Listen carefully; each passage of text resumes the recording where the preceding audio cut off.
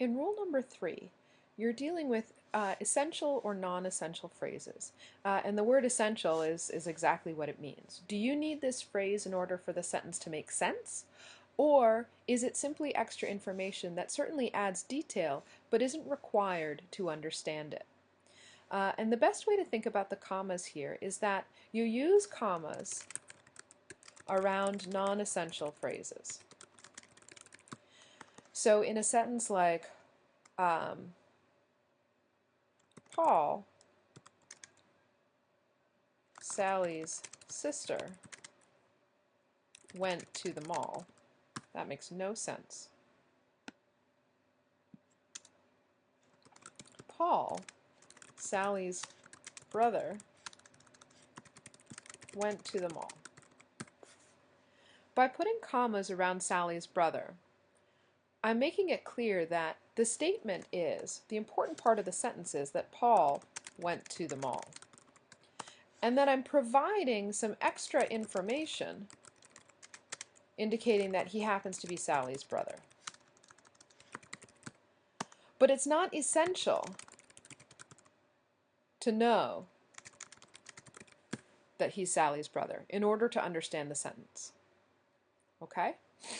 So when I look at my sentence again, Paul, Sally's brother, went to the mall, one of the ways to think about these commas to help you remember about the essential versus the non-essential is to imagine these commas as are like dotted lines that you can cut on.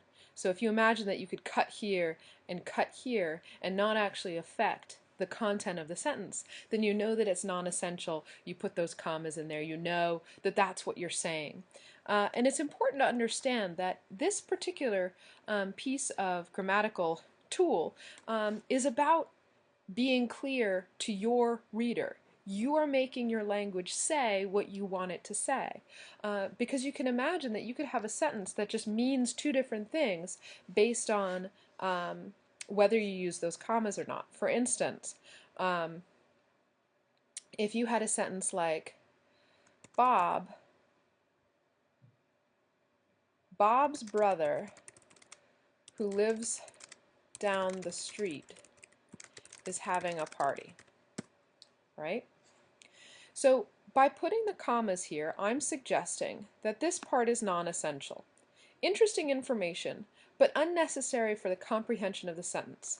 And by that I'm saying that my sentence is, Bob's brother is having a party, right? Now, what if, though, my sentence were this?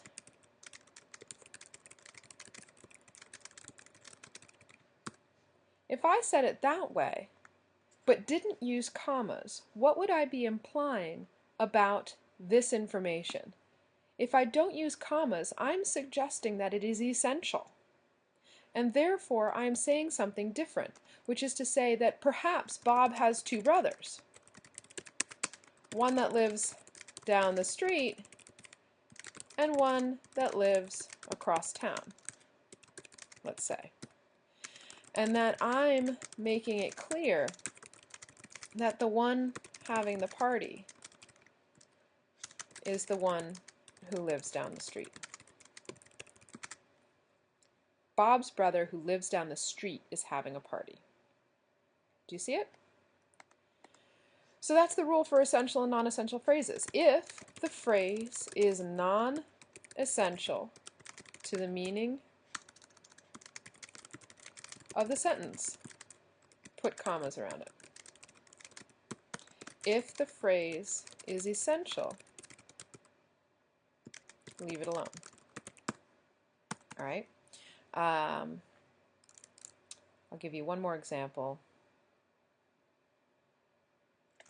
The Eiffel Tower is the place that I want to see. If I look at this phrase, I might think of that I want to see as being non-essential. But if I were to put a comma after place, I wouldn't put a comma here because it ends the sentence, but if I put a comma after place, I'd be saying the Eiffel Tower is the place. And that's not saying anything that I mean to say.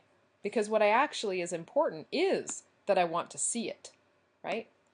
So there's no commas. But if I have a sentence like, he proposed on Valentine's Day, which happens to be my favorite holiday. If I said, he proposed on Valentine's Day, which happens to be my favorite holiday, by putting a comma here, again, no comma here simply because it ends the sentence, but if I kept going, there'd be a comma, which happens to be my favorite holiday, what I'm saying is, he proposed on Valentine's Day. That's the point of the sentence. Done. It was awesome. He didn't actually propose on Valentine's Day, but you get it, okay? And the comma tells me, or tells the reader, that this is some extra information that's nice to know because it certainly adds to the romance of the proposal, but it's not essential to the sentence. So what you might see here is also a clue into a common mistake which might have frustrated you as your teachers were sort of pointing out, you need a comma here, you don't need a comma here, etc. Is that the word that